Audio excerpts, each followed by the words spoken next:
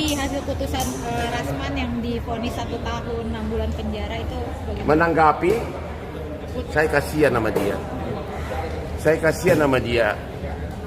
Perantau dari kampung begitu mengais rezeki di ibu kota, ya harus mengalami nasib seperti itu karena tidak bisa menjaga mulutnya. Saya kasihan sama dia, saya kasihan aja.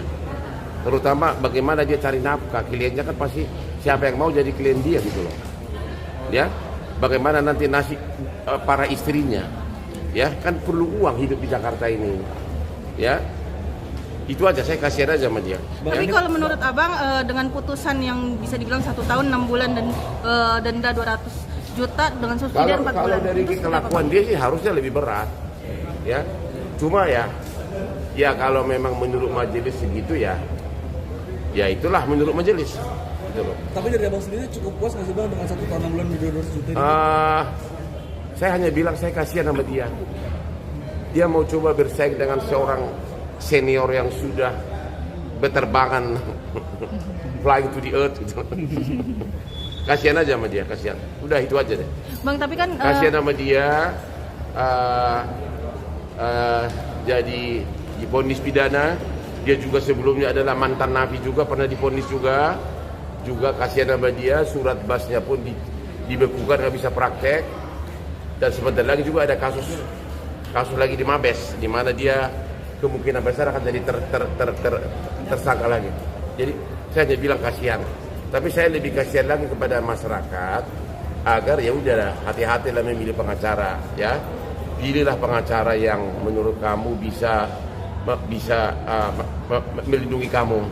Yang jelas saya yakin hampir semua hakim marah sama dia karena dia pernah teriak-teriak depan persidangan mengatakan koruptor.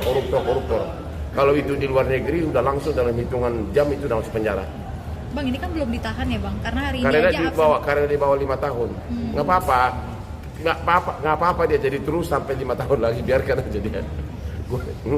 Mau ditahan atau tapi dia akan menderita terus.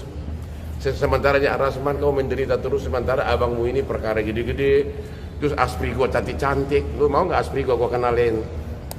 Bang, ini kan ada yang menjadi sorotan nih Bang terkait dengan tadi pada saat di sidang bahwa pihak kuasa hukumnya Rasman itu saat dibacakan. Kan menurut undang-undang kekuasaan kehakiman dan juga menurut KUHP pasal 214 bahwa boleh putusan dibacakan walaupun terdakwa tidak hadir karena pemeriksaan sudah selesai. Itu boleh kok, nggak ada yang dilanggar, boleh aja. Kalau dari pihak kuasa hukumnya terdakwa sendiri meminta walkout itu memang nggak apa-apa juga, nggak masalah juga Bang? Ya dia berhak untuk keluar sidang, tapi jelas alasannya nggak berdasar karena memang majelis hakim boleh membacakan putusan walaupun terdakwa tidak hadir karena pemeriksaan saksi, bukti dan sebagainya sudah selesai. Itu jelas di pasal 214 KUHP dan di Undang-Undang Kekuasaan Kehakiman ada itu. Tapi melanggar hukum juga nggak sih Bang? Apalagi kan ini kan di tengah hakim yang membacakan. Nggak usah ributin kuasa hukumnya deh. Si Rasman itu aja udahlah. Halo Rasman, pulanglah kau ke kampung. Kau bersemedi di kampungmu, mandi di sungai, mengembala bebek, ya.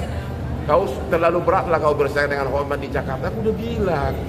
Kalau kata lagu, kamu salah orang, kamu salah lawan, ya.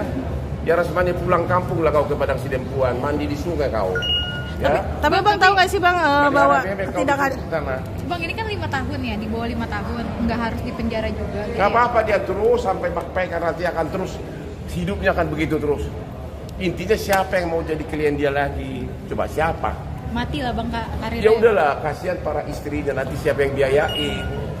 Tapi Abang tahu nggak sih dengan ketidakhadiran beliau bahwa beliau saat ini sedang sakit dan dirawat? Emang gue pikirin dia mau sakit atau enggak? Ngapain gue pikirin?